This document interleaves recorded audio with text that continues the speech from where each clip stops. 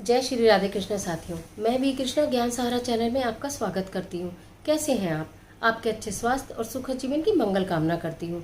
आपके और अपने इष्ट देवों को कोटि कोटि नमन करते हुए, बड़ों को प्रणाम करते हुए वीडियो प्रारंभ करते हैं। कुछ तो लोग कहेंगे, लोगों का काम है कहना, क्यों बेकार की बातों में भीग गए तेरे नैना। संतान सुख, संतान की प्राप्ति, वो सभी दंपति जिनकी शादी को 2 साल 4 साल 6 साल 8 10 12 साल हो गए लेकिन अभी तक संतान सुख प्राप्त नहीं हुआ। कहीं ना कहीं मन में एक टीस रहती है, मन में एक कसक रहती है, मन में एक प्रश्न रहता है, क्यों हमारे साथ ऐसा हो रहा है, क्यों अभी तक हमारी गोद नहीं भरी, क्यों हमारे आंगन में किलकारी नहीं गूंजी अभी तक, क्या कारण है। सबसे पहले तो आप अपने डॉक्टर को ही दिखाया होगा आपने, और आपने सबसे पहला काम तो डॉक्टर को दिखाने का ही है।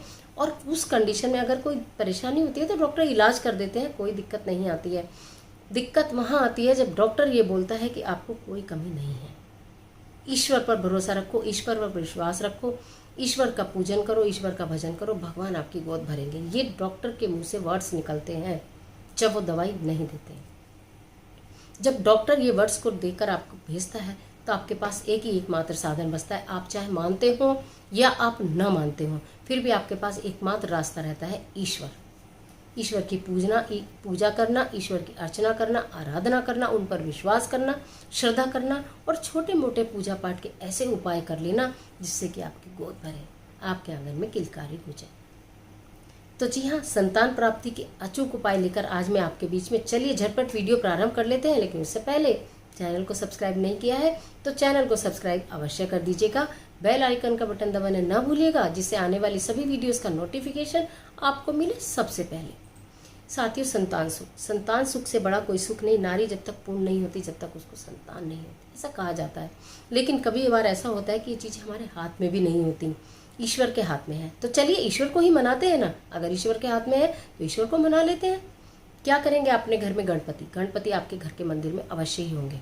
बुधवार के दिन गणपति महाराज को प्रातःकाल आप नहाइए धोइए, स्वच्छ वस्त्र धारण कीजिए और 2 लड्डू का भोग लगाइए। भगवान की आराधना पूजा करने के बाद, अपनी मनोकामना उनसे कहने के बाद, गणपति भगवान को 2 लड्डू का भोग लगाइए। और उसमें से बूंदी के लड्डू लीजिएगा, जो मोतीचूर लड्डू होते हैं। उसमें से 1 लड्डू आप लेकर पक्षियों को डालिए। चाहे आप ऊपर रहते किसी अपार्टमेंट में, कहीं भी रहते हैं, पक्षी सब जगह दिख जाते हैं आपको। पक्षियों को 1 लड्डू डालिए, चूरा करके वो खा लेंगे। फिर 1 लड्डू आप दोनों पति पत्नी मिलकर खाइए। भगवान श्री गणेश जल्दी आपकी मनोकामना पूर्ण करेंगे, आपकी गोदी जल्दी भरेगी। उसके पश्चात आप ये वाला कार्य आप कर लेते हैं, लेकिन उसके बाद भी आपका कुछ करने का मन है, आपको लगता है भी कुछ और भी कर लें, खाली है भगवान की पूजा करने में कोई बुराई नहीं, बिल्कुल बुराई नहीं। बृहस्पतिवार के दिन हल्दी और चावल डालकर पानी में नहाइए। आपका बृहस्पति और आपका शुक्र स्ट्रॉन्ग हो जाएगा, जो भी समस्या है वो दूर हो जाएगी। 2 और 3 साल की उम्र के जो बच्चे होते हैं, 2-3 साल की उम्र के बच्चों के साथ बैठकर भोजन करिए।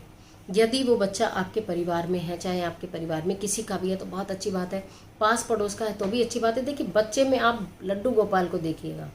आप ये मत देखिएगा कि मैं तो बहुत रिजर्व हूँ, मैं तो किसी के साथ किसी की प्लेट में खाना ही नहीं खा सकती। नहीं, बच्चे में भगवान का रूप देखिए कि आज तो मैं लड्डू गोपाल जी के साथ खाना खा रही हूँ, उनके साथ भोजन ग्रहण कर रही हूँ। उसी की प्लेट में, उसी को अपने हाथ से खिलाइए, उसी से आप खाइए। उसी कटोरी में आप खा रही हैं, उसी में आप उसको खिला रही हैं। बहुत उत्तम रहेगा ये उपाय।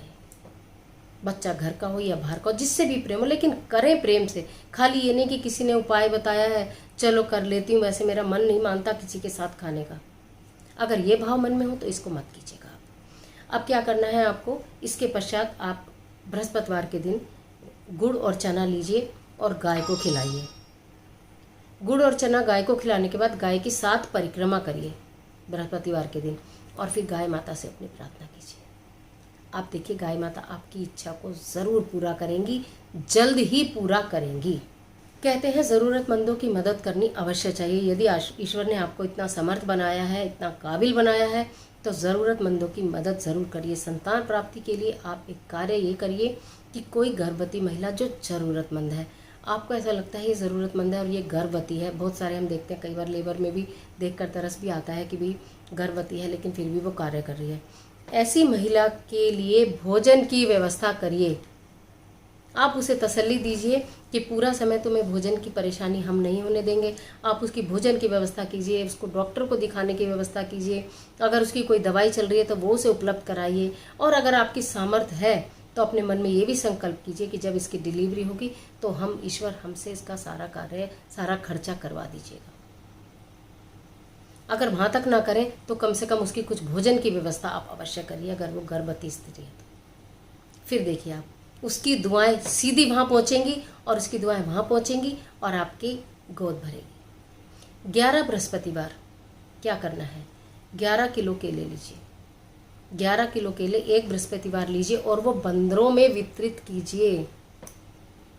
बड़े चंचल हैं बंदर, हनुमान जी महाराज का स्वरूप है बंदर, बिना बोलने वाले जीव हैं बंदर। आपसे बात तो नहीं करते ना, लेकिन जब हर बृहस्पतिवार आप जाकर उनके समक्ष केले रखेंगे, वो केले खाए, उन्हें ऐसे खड़े होकर देखिए, बहुत आनंद आता है। जब बंदर केले खाते हैं बहुत आनंद आता है उन्हें देख के। आपके मन, मतलब आप ये तो भूल ही जाएंगे कि मैं संतान प्राप्ति के लिए ये उपाय कर रहा हूँ या कर रही हूँ।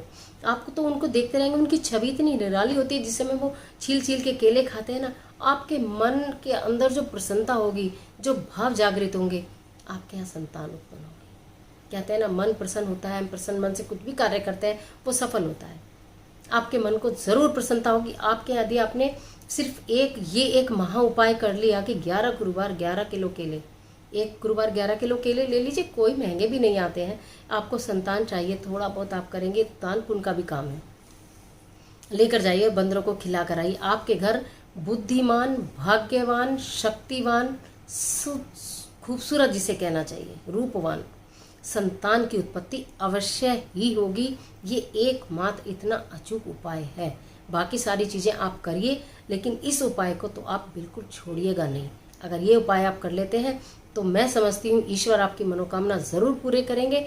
भगवान आपके घर संतान सुख अवश्य ही देंगे। शीघ्र, अतिशीघ्र आपके जो भी बाधाएं आ रही हैं, आपकी कुंडली में बाधाएं आ रही हैं, उन सब बाधाओं को दूर करेंगे। जब बंदर कूदेंगे, फांदेंगे, उनका पेट भर जाएगा तो आपकी सारी बाधाएं दूर हो जाएंगी। आशा करती हूँ वीडियो आपके लिए ज़रूर उपयोगी साबित होगी। चलिए मिलती हूँ फिर और एक अच्छी वीडियो के साथ। इजाज़त दीजिए, तब तक हंसते रहिए, मुस्कुराते रहिए, किसी की परवाह नहीं कीजिए, पॉजिटिव लोगों का साथ बनाकर रखिए। ईश्वर आपकी मदद करे।